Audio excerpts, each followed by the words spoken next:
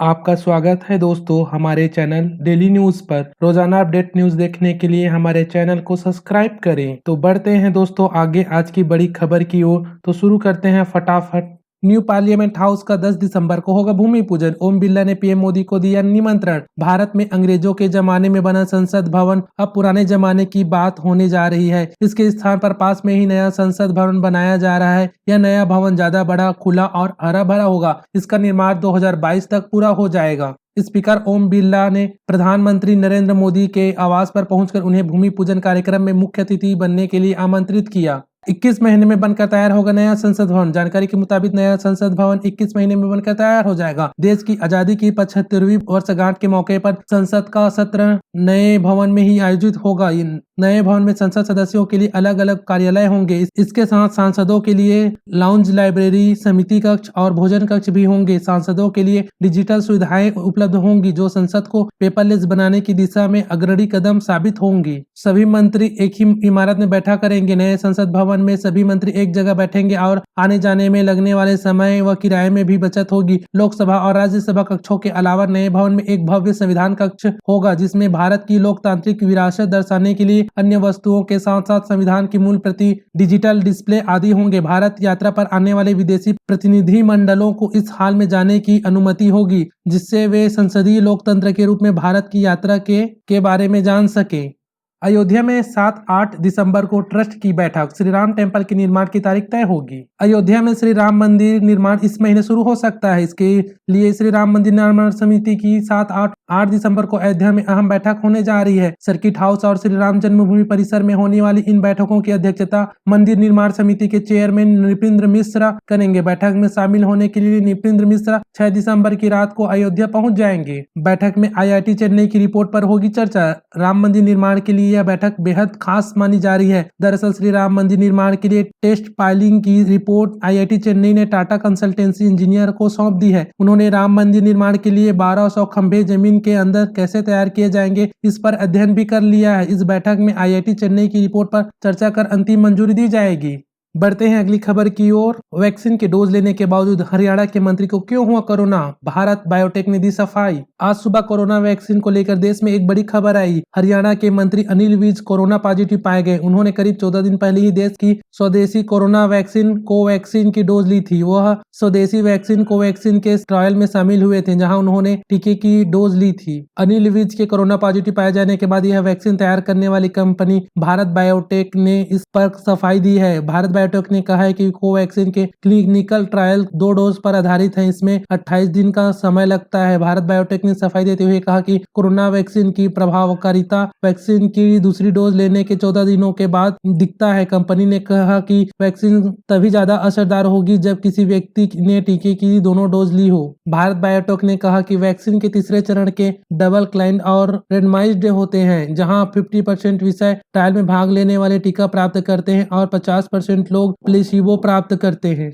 बढ़ते हैं अगली खबर की ओर। India corona virus update. बीते 24 घंटे में देश में आए 36,000 नए मामले, 96 लाख पहुंचा आंकड़ा। देश में कोरोना की स्थिति में अब धीरे धीरे सुधार हो रहा है। बीते 24 घंटों में देश में कोरोना के 36,000 नए मामले सामने आए हैं। इसको मिलाकर भारत में कोरोना का आंकड़ा 96 लाख के पार चला गया। केंद्रीय स्वास्थ्य मंत्रालय के ताजा आंकड़ों के मुताबिक देश में बीते 24 घंटों में कोरोना के 36,652 मामले सामने आए हैं। इस दौरान भारत में 512 लोगों की कोरोना से मौत हुई है। केंद्रीय स्वास्थ्य मंत्रालय के मुताबिक देश में अब तक कोरोना के 96,08,211 मामले सामने आए हैं। देश में कोरोना से ठीक होने वाले मरीजों की संख्या भी तेजी से बढ़ रही है। भारत में अब तक कोरोना में 90,58,822 लोग ठीक हो चुके हैं। देश में कोरोना केस की सक्रियता में भी लगातार गिरावट जारी है। देश में कोरोना के अब 4,09,689 एक्टिव केस बचे हैं। भारत में कोरोना में अब तक 1,39,700 लोगों की मौत हो चुकी है। बढ़ते हैं अगली खबर की ओर। अगली बड़ी खबर है अमेरिका से है। अमेरिकी उपराष्ट्रपति भवन में होगी महिलाओं की हनक। कमला हैरिस ने बनाई अपनी महिला ब्रिगेड, गठन किया। यह टीम वैश्विक मामलों में कमला हैरिस को सलाह देगी। कमला ने कहा कि मेरे पास अनुभवी लोगों की टीम है। हमारी टीम बेहद मजबूत है। कोरोना महामारी के बीच यह टीम अमेरिकी लोगों की सेवा करने के लिए पूरी तरह से प्रतिबद्ध है। बता दें कि अमेरिका के होने वाले नवनिर्वाचित राष्ट्रपति जो बाइडेन और कमला हैरिस 20 जनवरी को अपना पदभार ग्रहण करेंगे। इसके पूर्व ही दोनों नेताओं ने अपनी टीम का गठन शुरू कर दिया है। खास बात यह है कि इस बार अमेरिकी उपराष्ट्रपति भवन में महिलाओं की हनक होगी। कमला हैरिस ने अपनी महिला ब्रिगेड का ऐलान किया।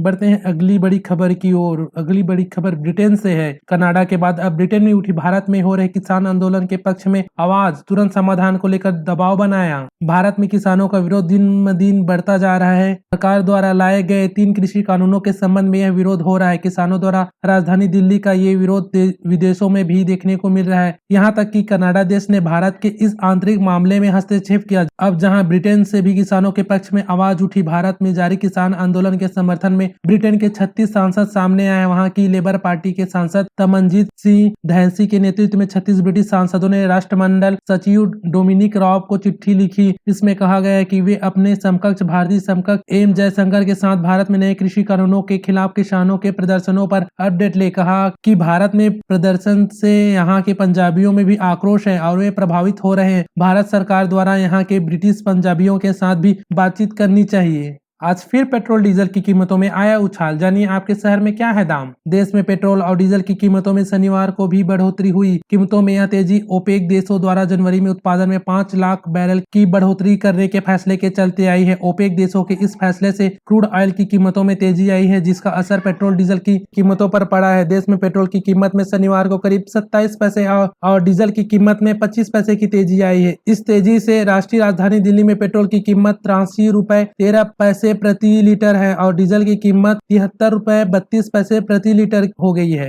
देश के अन्य बड़े महानगरों में पेट्रोल डीजल की कीमतों की बात करें तो मुंबई में शनिवार को पेट्रोल बढ़ोतरी के साथ 89 रुपए 78 पैसे प्रति लीटर पर और डीजल बढ़ोतरी के साथ 79 रुपए 93 पैसे प्रति लीटर पर मिल रही है। वहीं चेन्नई में शनिवार को पेट्रोल 86 रुपए प्रति लीटर पर और डीजल 78 रुपए 69 पैसे प्रति लीटर पर मिल रहा है। इसके अलावा कोलकाता में शनिवार को पेट्रोल बढ़त के साथ 84 रुपए 63 पैसे प्रति लीटर पर और डीजल 76 रुपए 89 पैसे प्रति लीटर पर मिल रहा है। वहीं रांची में शनिवार को पेट्रोल बढ़त के साथ 82 रुपए 35 पैसे प्रति लीटर पर और डीजल 77 रुपए 60 पैसे प्रति लीटर पर बिक रहा है।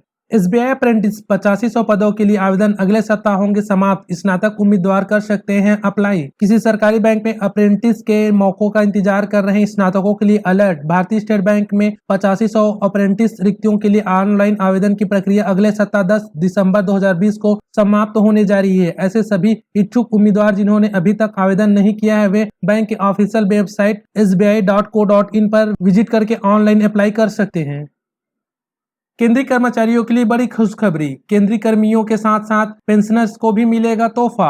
बस इस दिन तक करना होगा इंतजार। 7th पे कमीशन केंद्रीय कर्मचारियों और पेंशनर्स को जून 2021 के बाद सरकार महंगाई भत्ते पर राहत दे सकती है। कोरोना संकट के चलते इस साल अप्रैल में केंद्र सरकार ने डीए की पुरानी दर को लागू किया था। इस फैसले के बाद कर्मचारियों और पेंशनर्स को 17% की दर से डीए का भुगतान किया जा रहा है। मौजूदा समय में डीए की दर 21% है। अप्रैल में लिए गए फैसले में न सिर्फ 2020 बल्कि जनवरी 2021 में होने वाली बढ़ोतरी पर भी पाबंदी लगाई गई है। सरकार का कहना है कि महंगाई भत्ते पर 1 जुलाई 2021 के बाद ही फैसला लिया जाएगा। अगर सरकार राहत भरा फैसला लेती है तो कर्मचारियों की सैलरी बढ़कर मिलेगी और पेंशनर्स को पेंशन